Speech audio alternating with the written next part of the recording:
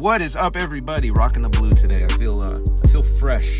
You know, this quarantine, I've been trying to take care of myself as much as possible, but I'll be honest, I've been eating what I want, and I feel good. I feel good because before I never used to allow myself any cheats, but letting myself a little bit of cheats with the family, eating burgers together as a family, eating junk food together as a family. You know what? It feels good. And I know nobody's gonna say that because it's not the norm, but whatever. But listen, I want to preface this video today with something I just heard on the radio, and I thought it was immensely false. It said it is normal. It is normal to feel overwhelmed, stressed. It's normal to have anxiety. It's normal to feel lost. And I'm sitting there like, no, it's not. It is not normal for the human body to be under constant stress and anxiety. That's not normal. That is a lie. And so I pulled back the reins a little bit. I said, calm down, it'll be all right. Because it fit perfect with the video that I'm going to release today. It's about having faith in these trying times. Now, we can all agree that these times are definitely trying. These times are definitely scary at times. And with everything coming out and with a lot of stuff getting deleted, it leaves you to question what is actual truth. Now, like I said, it is not normal for the human body to be under constant stress and fear. That's kind of a byproduct if you think about it. If you were told to stay indoors all the time, if you were told to be inside for long stints of time, what else are you going to do but be on your phone and be on your TV? Sure, there's other things you can do, but for the main part, let's be honest, we're going to be on our devices, we're going to be on the TV. Being informed gives us a dopamine rush that we don't see. I don't think we're looking at this from a psychological perspective of what it's doing to us, absorbing so much fear. It seems like everywhere you turn, everywhere you look, there's fear. And it's like the people that sell the fear to you, the people that convince you that they have the answers, they always come on 30 minutes later. 10 things you should worry about. Tune in at 11. Five signs that you may have this. Tune in at 10:30. Perpetually keeping you in a state of fear. But fear releases dopamine too. Because once you get over that hump of fear and come back down and you're alive, your body releases dopamine. It's like this flight or fight, how we used to hunt for our food. That fear was necessary.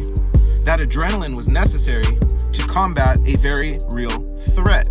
And then once we got over that, once we killed the animal, once we hunted our food, once we did what we needed to do, and that's not just in hunting food, that's also in getting over real traumatic things that happen in our lives. After we get a release of dopamine because we made it through. See, that's God's wiring to make sure that we don't self-destruct. That dopamine that gets released into our system after the flight or fight makes us feel good.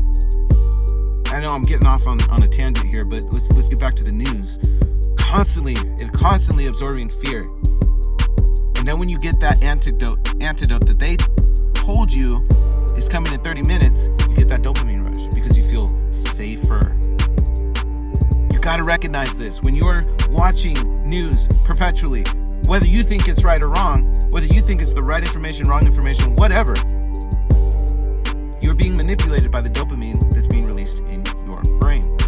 Now, that's a heck of a preface at 4 minutes and 40 seconds, but I'm going to get into it. I want to get into this fear, stare it right in the face, and say, you're not taking me. I'm not getting taken out like that. I'm not going to be manipulated into giving up. I'm not going to be manipulated into my emotions being hijacked by fearful news. Because I know I'm going to look for it. I'm going to look to the news to give me the antidote, and that's a dangerous path to follow. So I titled this Anti-Fear. Anti-fear. This is part 1 of 4 that we're going to cover. Now, depending if I cover these videos quicker, or if I do 2 a week, maybe 1 a week, but I want to cover this in a 4-part series. Anti-fear. Okay? So, are 4 verses that I want to speak about in the Bible that deal with fear and giving away your peace. Okay? Now, 2 Timothy 1:7. Let's go there. Never leave the house without your wife or your Bible. It's a good rule to follow. So, we're going to look in 2 Timothy. These tabs do me no justice because I can never find it. There's so many. Okay, so 2 Timothy, and we got 1:7. Okay, perfect. Right here. 2 Timothy 1:7. Reading out of NLT version. You guys ready? You guys ready for this? Because I when I read this, I was super excited, and it lit me up with faith. Okay, I hope you get the same. Timothy 1:7. For God has not given us a spirit of fear and timidity, but of power. Whew! Now that speaks against the fear narrative, doesn't it? For God has not given us a spirit of fear and timidity, but of power, love, and self-discipline. I'm going to read that one more time. For God has not given us a spirit of fear. First reaction, fear, false. Second reaction, timidity, false. He's not giving us a spirit of fear and timidity, but of power, love, and self-discipline. That's the verse we're going to cover today. Wow, we're already at 7 minutes, man. Time flies. All right, so first of all, we cannot fear something that we don't allow into our minds and processing centers, our distribution centers, because what comes in, what comes out. How do we know this? As a man thinketh in his heart, so is he. That means what I absorb, what I let into here becomes my distribution center into how I act and how I operate in my life. If I'm constantly absorbing fear, I am going to put out fear. I am going to put out everything that is opposite of what? Power, love, and self-discipline. Fear is opposite, okay? We cannot fear something that we don't allow into our minds and processing centers and distribution centers. As a man thinketh in his heart, so is he. Fear is a supply and demand business. The more you consume, the more it's produced. CNN, Fox, MSNBC, NBC, CBS, on and on. They sell you some degree of fear. Emotion equals currency, okay? Views equal money. Okay? The more you fear, the more you need the antidote. This is what we were talking about before. The more you fear, the more you need the antidote. That always comes on the next episode. Tune in at 10, tune in at 10:30. We'll have the answer. Why can't you give me the answers now? Why are you dragging it out until 30 minutes? Okay? Tune in at 10.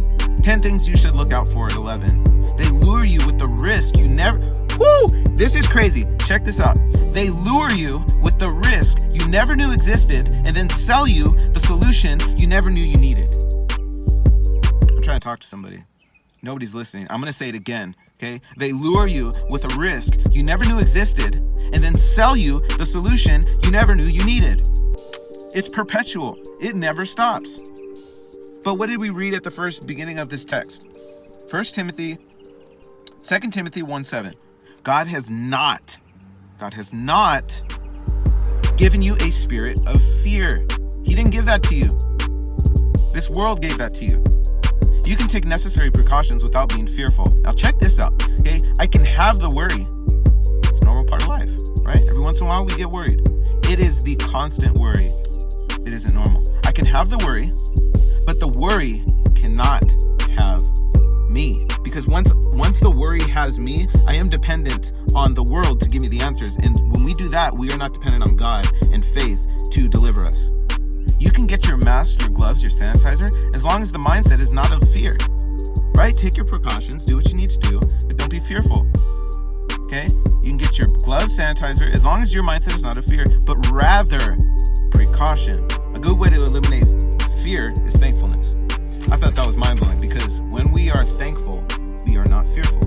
I cannot focus on things I don't have if I am focused on things that I am blessed with. You aren't sick. You are in good health. You have a car, you have a phone or a device which you're looking at, okay? Which means you have service, okay? You have the tools that you need. You have, I'm guessing you probably have a car, you have a roof over your head, you have food in your belly because you're not dead, okay? When you are focused on things to be thankful for, fear cannot take a hold of you. He has not given us a spirit of fear or timidity. Now let's cover timidity next. We're at 11 minutes. We got to hurry up. Timidity, lack of courage or confidence. So when you're out Timidity.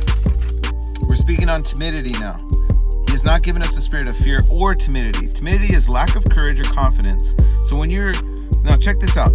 So when you're out getting what you need to get, then hopefully you're not going to the store every day. Okay, so you get what you need to get. You stay away from mass gatherings, public places. Do what you need to do. Okay, but don't be reckless.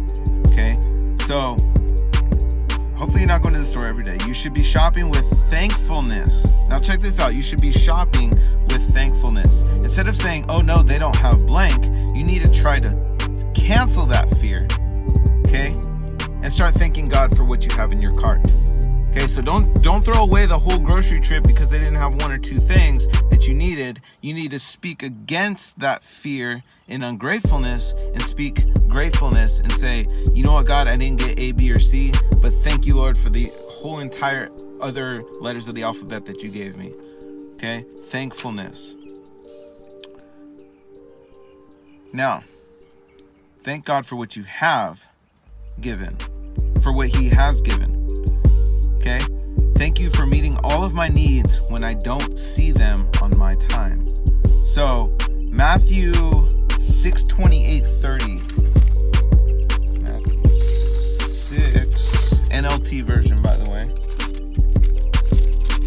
6:28-30. I want to read this. Speak some life. Okay.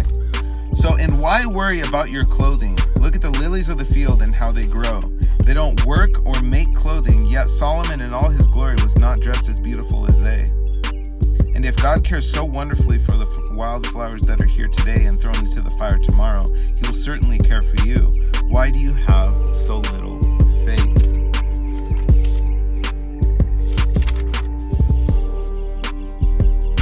Okay, now this is what we should be focused on. Okay? This is what we should be focused on. Okay, He said that He has not given us the spirit of fear and timidity, but of power, love, self-discipline. So that's what we're going to cover right now. Power, love, and self-discipline. Okay, so power, meaning no virus or fear or worry has more power than faith. When I walk in faith, I don't bow to fear. Plain and simple. When I walk in faith, I do not bow to fear. When I surrender my power to fear, the ones that sell the fear buy my power. Woo! I'm going to say that again. When I surrender my power to fear, the ones that sell the fear buy my power. Okay? Now love. Am I loving myself if I'm constantly pouring negative news into my mind all day?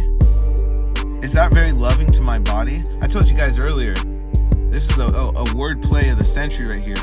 Disease, okay? Disease is caused. Disease is caused. Break that word apart. Dis-ease. Not having ease causes disease. We already know that perpetually having the flight or fight in us releases antibodies that we need to fight off infection, and they are released when we stress, when we overstress. These antibodies go to work. These antibodies go to work, okay? And they can't fight infections if they're off fighting our stress. Okay? All day, TV, Facebook will leave you hopeless, faithless, without energy, and scared. Don't do that to yourself.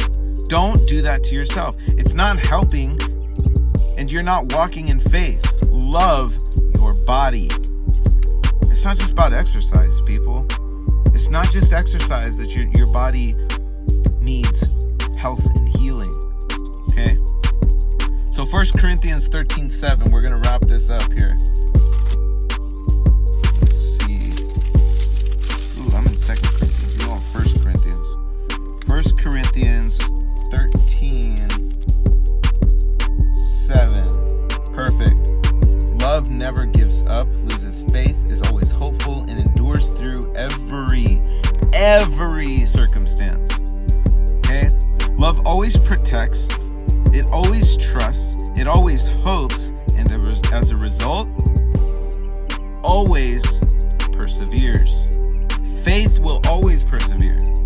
Okay, self-discipline is the last one, and that's going to tie all this up together. Okay, self-control can be used to combat all these stresses and poisons entering your body. Self-control.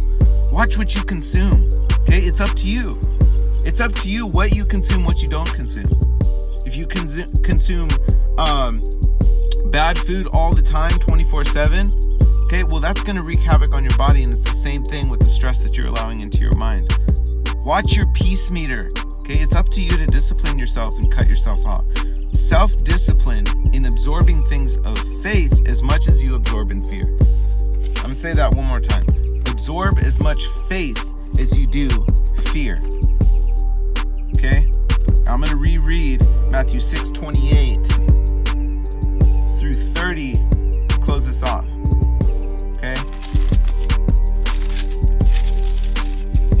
Matthew